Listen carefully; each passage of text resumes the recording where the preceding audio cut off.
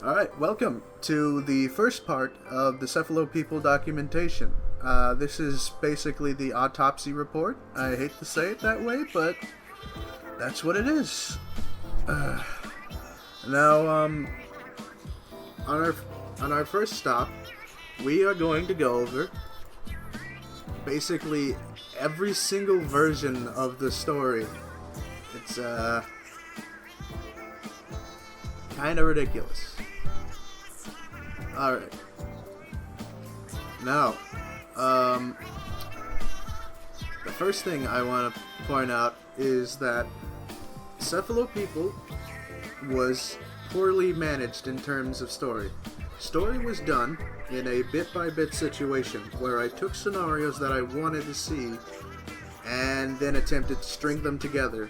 The thing was, that was the plan. I never strung them together. That's kind of the problem.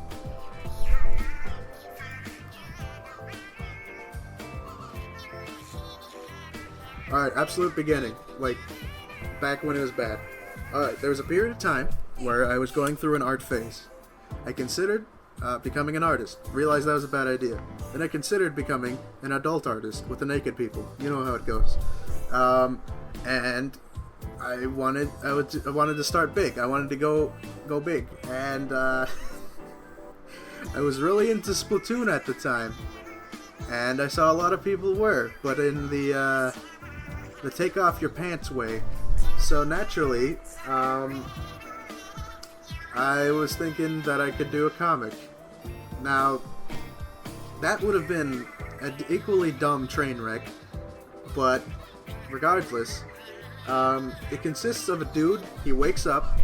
He's in Octo Valley. It's never explained. I think I saw like a shoreline once in Octo Valley or something similar. I don't remember.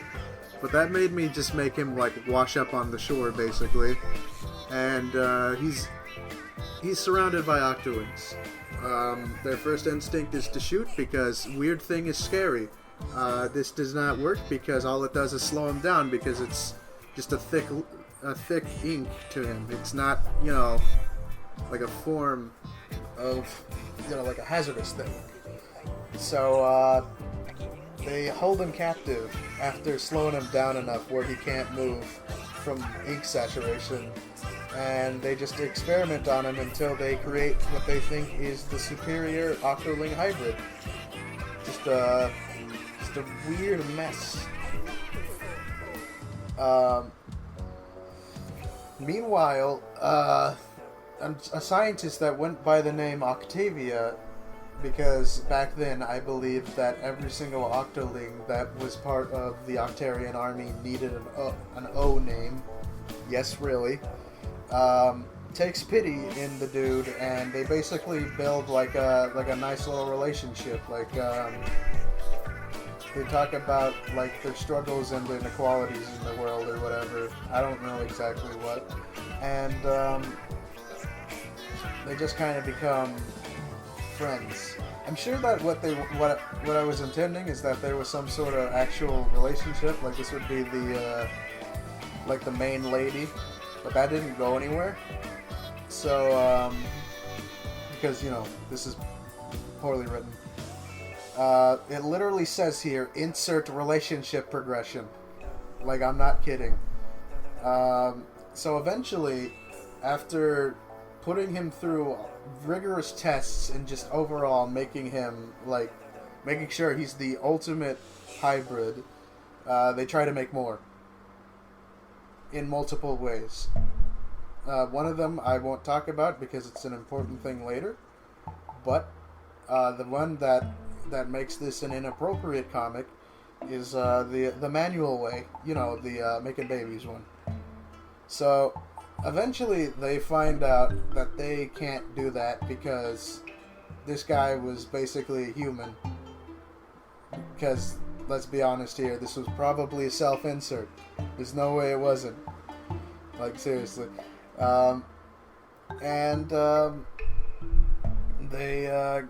They're like, alright, well, we made a monster, we gotta get rid of it. Which is weird, because looking back, The Octarians wouldn't have done that. They probably would have tried to weaponize it.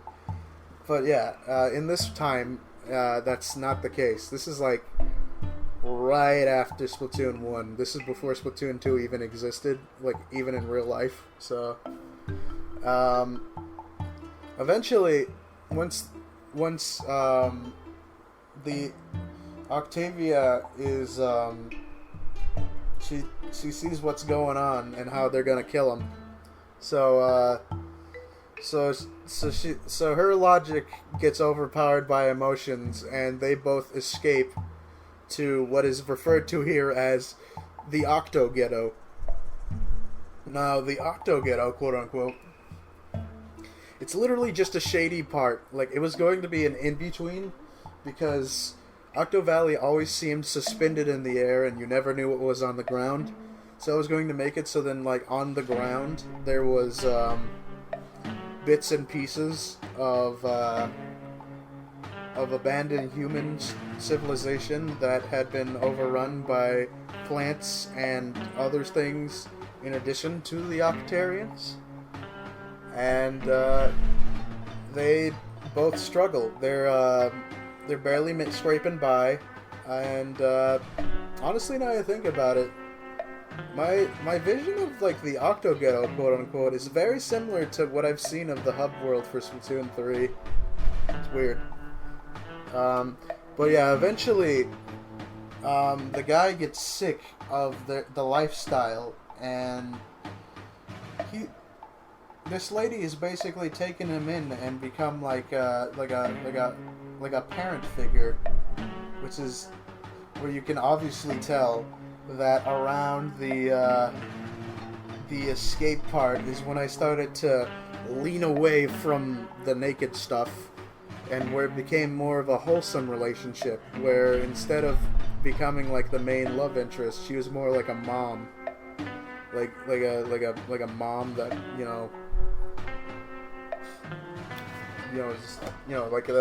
like both like an oracle and a mom at the same time. A lot of similarities to like Deltarune and Undertale. And eventually the guy gets sick of it. He's tired of seeing how the community treats her, because she's seen as like an outcast, like a runaway. And he gets sick of that, and he's like, hey, we need to get out of here. We need to go to a better place. There's always this one place off to the shore. I don't see any problems with that. And that place over there is the Promised Land, also known as Inkopolis.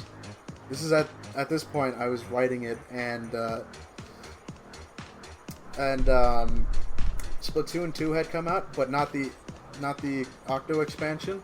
So I just added the Promised Land part there. It's not actually there. Basically, they try to escape through the sewer because at this point, the guy doesn't know any better, and Octavia is so just numbed to the point that she doesn't care. She's just ready to get out of here. And then they find out the only way to Inkopolis is through a waterway. And Octavia's like, dude, don't go in there. You're literally going to die. Because she doesn't really know as much as the actual scientists that worked on him about how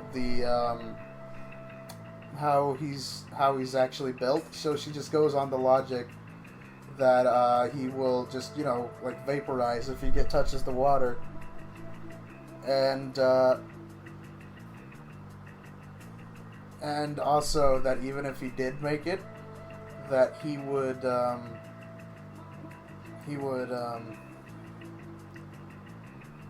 my brain's gone a blank. There we go. That they would see that he was more Octarian than anything, and be all prejudiced and stuff. Because at this time, it hadn't been revealed that the entirety of Inkopolis was essentially blind to Octarians and didn't know that they were a different species.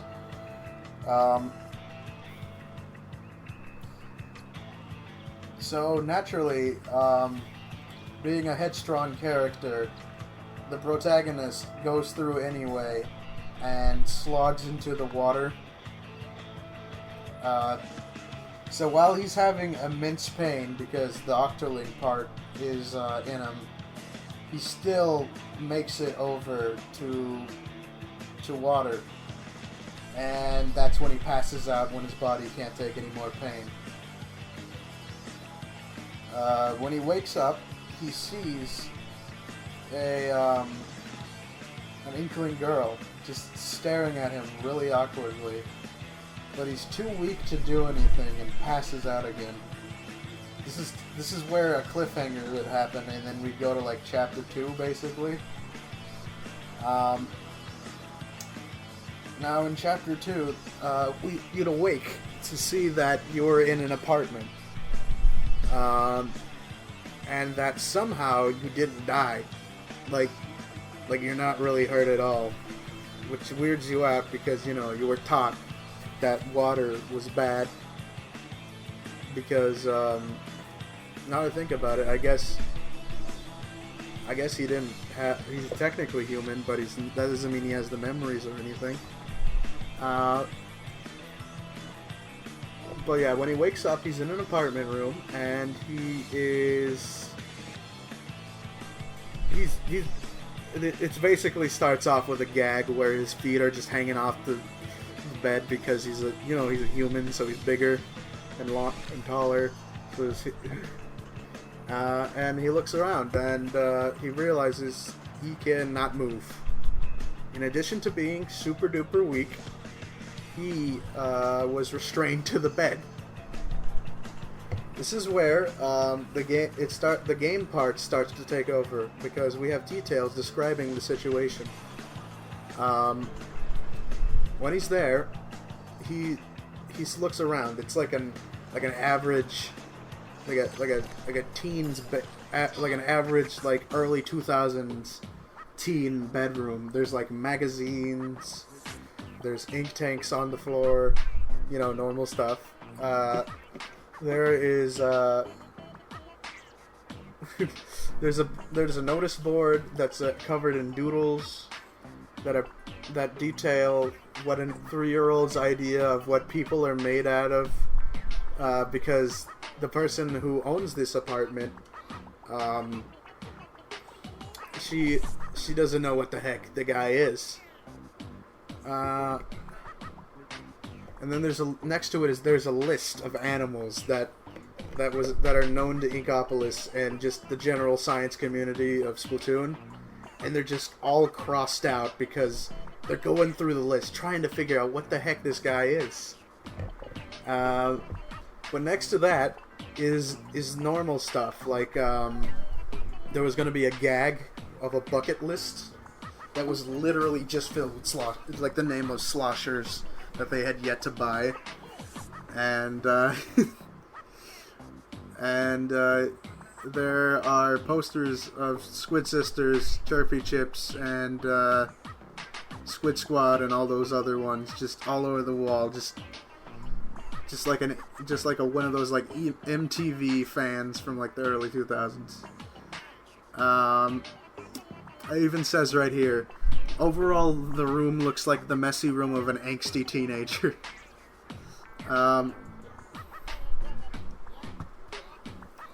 Here's where, and then he realizes that he's restrained because, like I said earlier, he is restrained, but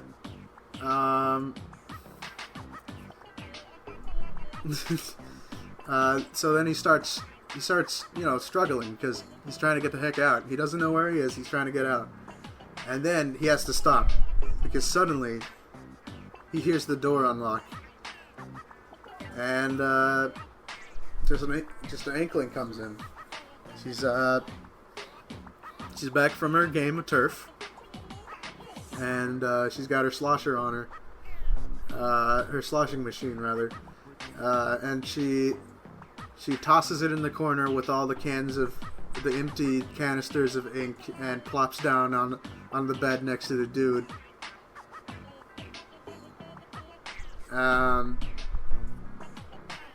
And she's just staring at him.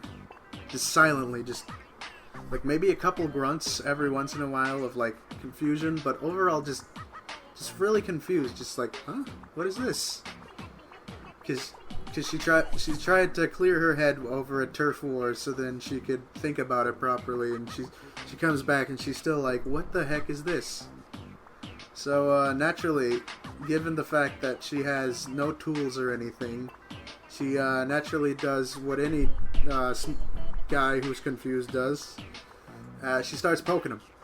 Just going around poking him. Just poke the arm, poke the leg, just the thigh, just seeing just this strange creature and how it would respond to it. And eventually she pokes him on his face. And at this point, the guy's so sick that he just straight up bites her.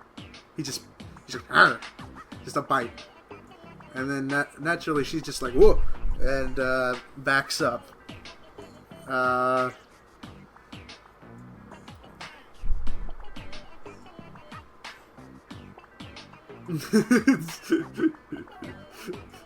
This is where this stuff is not in Cephalopeople, but holy crap, this stuff would have been weird. Alright, so the way that the guy was restrained was he was because at this point he was part Octarian, he was affected by ink. So he was straight up just had like a blanket of ink restraining him to the bed. Now, this bed is is like I said, it's totally normal except for that. So when he bites her,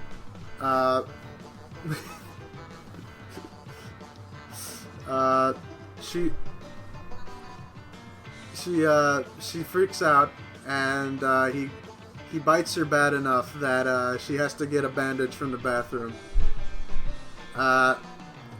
And as a gag, I made it so then she rushes over to the bathroom, comes back with a bandage on her finger, and then bites him back. And the difference is, the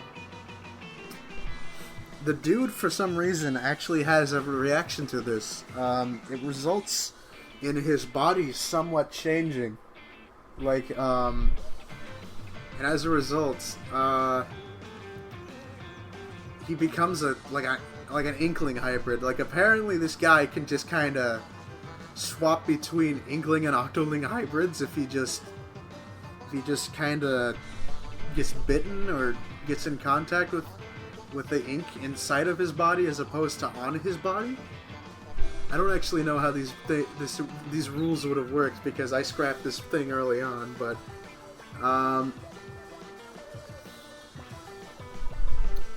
coincidentally, because, you know, we got to move the plot along, because he's an Inkling hybrid, he's able to change his ink color, and he gets through the restraints because he can just swim in the ink at that point.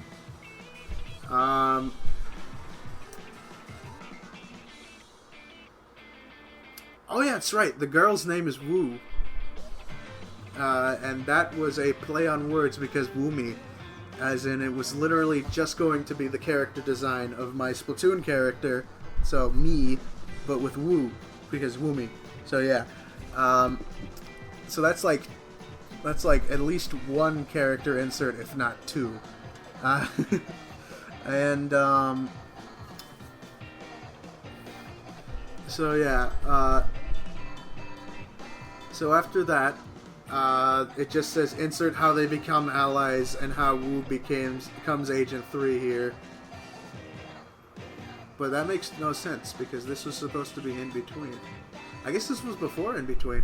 I thought otherwise. Okay, so this is during, and then Octavia is forced to work on a prototype for the Hypno Shades because she is in the technology division and whatever the heck else was in there, because, you know, Hypnovision is weird. The second that they are confident, they force him on her, and she's basically brainwashed into becoming a villain, except for it's got the Hypno Shade rule where if you knock it off, it's fine. But because it's a prototype as opposed to the real thing that was used on Cowie.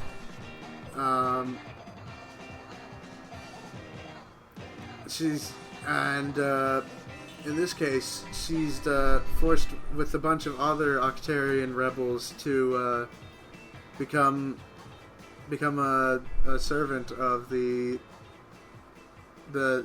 Octarian army and go along with their evil plans.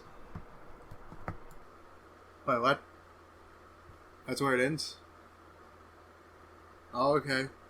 Editing Luigi here. So because of how long it takes for some of this stuff, I'm gonna split this up. It's straight. These explanations go into the